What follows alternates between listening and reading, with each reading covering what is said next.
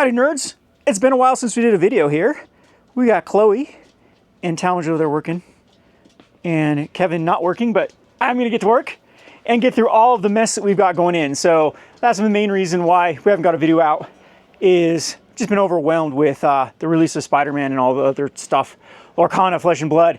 It's crazy. I think I posted on Discord too, the amount of stuff I have to take pre-orders for already with Riftbound, the second set, Lorcana, the next set, Gundam, the fourth set coming out. Like everything just keeps, every week it's just like a full-time job keeping up with all the releases with this crazy TCG market. So we're actually going to talk about a specific topic here with the TCG market, which is Spider-Man. So if you've seen, Spider-Man has collapsed in price. The boxes are down from the $800 to $900 high down to the 600s and in a free fall right now. And the worrisome sign too is the lack of amount of collectors that have sold compared to even Tarkir, Edge of Eternities, and of course Final Fantasy. So for everyone that says that Universes Beyond will always be a knock out of the park, this is a big wake-up call so far for Spider-Man. Now again, $600 collectors is still doubling up the money just about. It's close. Which is good margins in the scope of the history of the last, 10 years of Magic. This is still such a winner of a set, but the supply of these is actually quite small compared to like how many stores are competing with them. So that's always going to eke up the price. And we are in the hottest market we've ever seen for Magic the Gathering.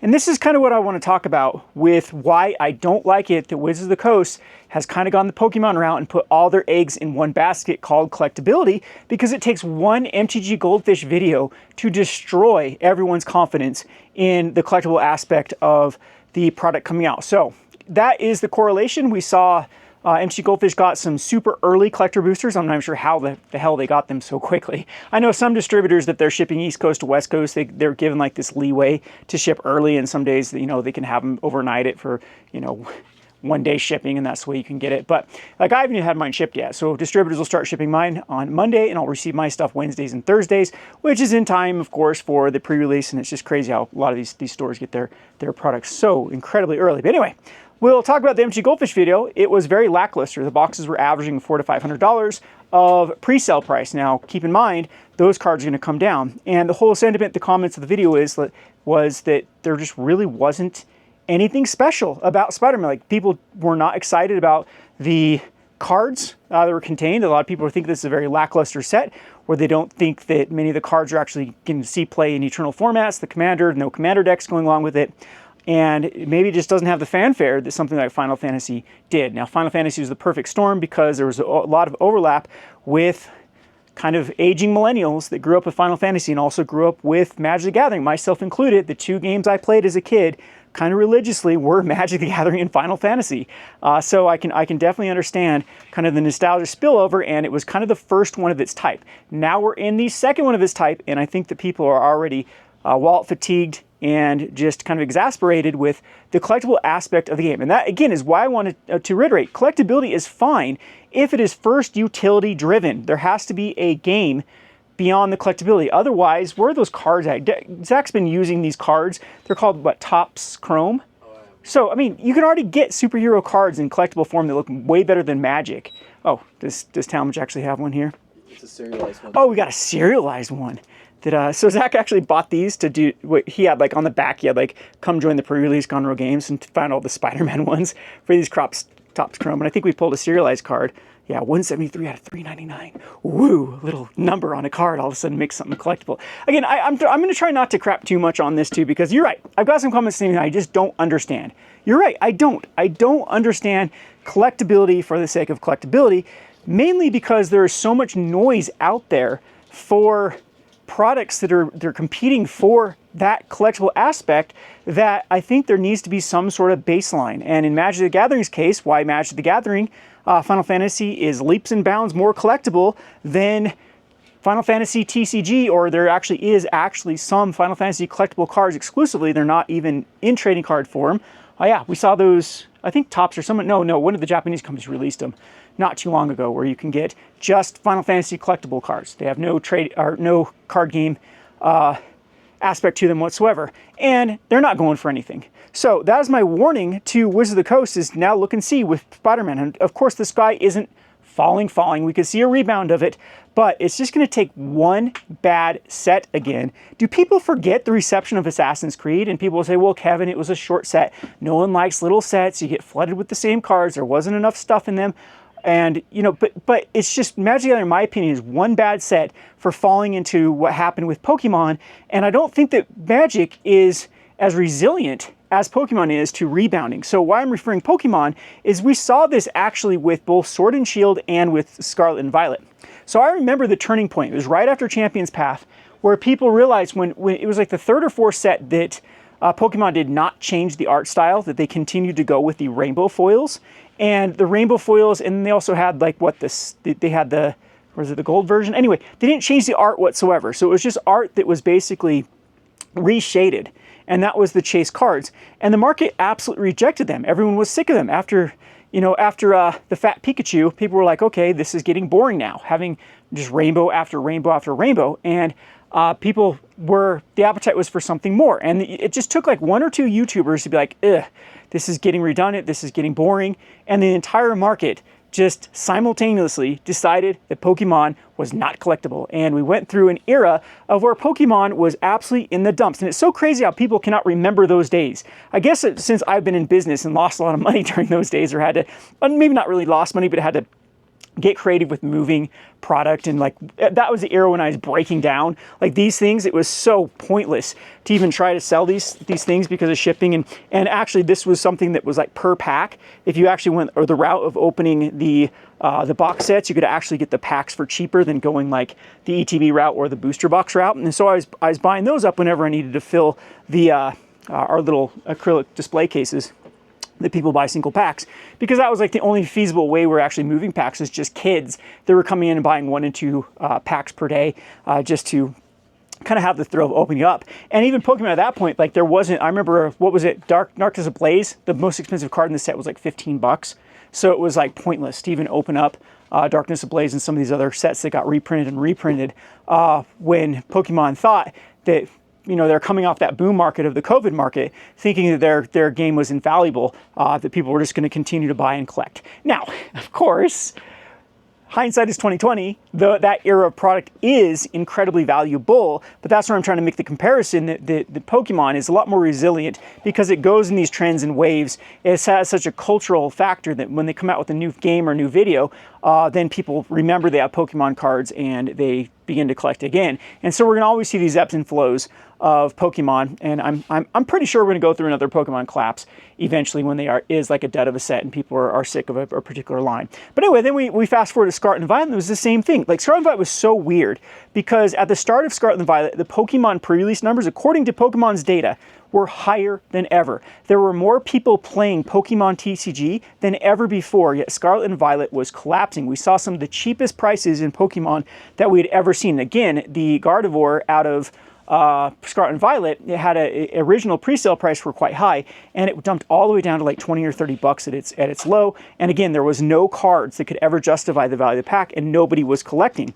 And it was kind of sad because we saw that discrepancy between the highest amount of players ever playing Pokemon TCG with the lowest amount of box prices, how much expected value per pack that we'd ever seen in Pokemon. And again, the market was absolutely dumped with Pokemon products. But I remember I could get Pokemon packs for something like $1.37 if I broke down packs or those products for packs.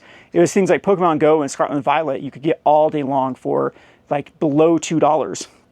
And yeah, I sold so many packs at that rate to patrons that just wanted me to break down products. And yeah, it was nuts at that time period. And again, it's because Pokemon has put all their eggs in one basket called collectability.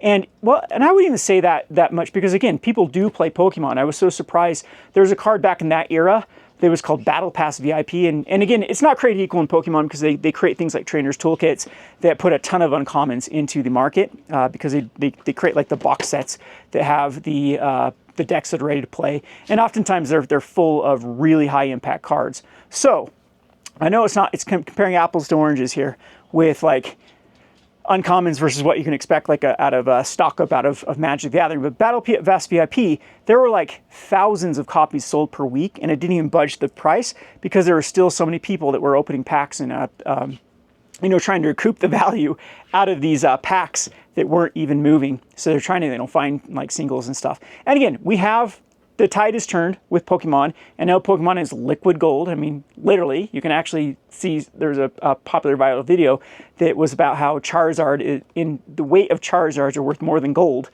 So, you know, people invested in Charizard made out, I mean, even in a storage capacity, it's a lot easier to store Charizards than it is to actually store gold. But anyhow, I digress. The problem is I don't think that Wizards of the Coast has that resilience that Pokemon does with just, you know, in a few years, things all automatically becoming collectible. Now, we went through this market where a lot of the older collector booster boxes have got up in value. But again, I can't believe that people forget this time period of Forgotten Realms. Like these collector booster boxes could be bought for, I believe, were they under 100 at one point? I can't remember which one, if it was a Crimson Valor or Forgotten Realms, that actually went under $100 for a collector booster. Now again, we're all kicking ourselves that we didn't buy in at that time, but it just showed that there was nothing inherently collectible about a lot of these things that were in collector boosters.